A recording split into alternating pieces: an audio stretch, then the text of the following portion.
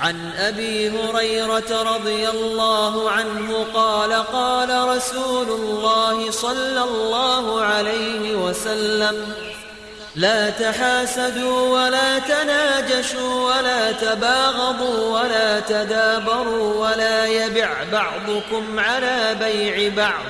وكونوا عباد الله إخوانا المسلم أخو المسلم لا يظلمه ولا يخذله ولا يكذبه ولا يحقره التقوى هاهنا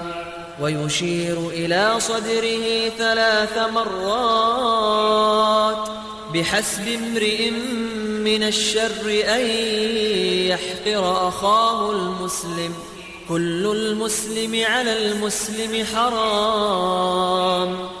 دمه وماله وعرضه.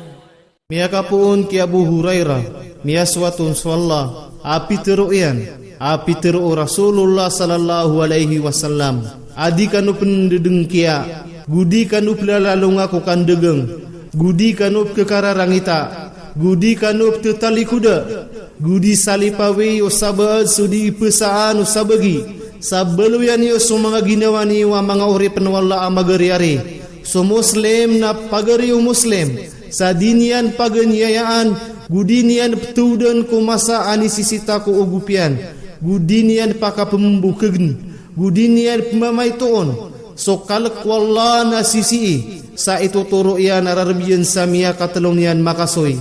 kaya sanaan din na karataan utaw sukap mamaituan yan ko pagarin yan na muslim so langwa na muslim ko kipapantag niyan ko muslim na haramon uban yan aniyaya asurugu yan aguso tamuk yan aguso maratabat yan.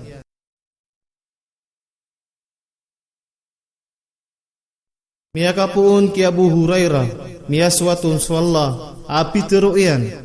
teru Rasulullah sallallahu alaihi wasallam adi kanu pendedeng kia gudi kanu pelalalung aku kan degeng gudi kanu kekararangita gudi kanu tetali kuda gudi salipawi usaba sudi pesaan usabagi sabelu yani sumanga ginawani wa mga uri penwala amagariari so muslim na pagari muslim sadinian paganyayaan gudinian petudan ku masa ani sisita ku ugupian gudinian paka pembukegen gudinian pemamaitoon so kalak wala na sisi sa itu turu iyan ararbiyan sa miya katalong niyan makasoy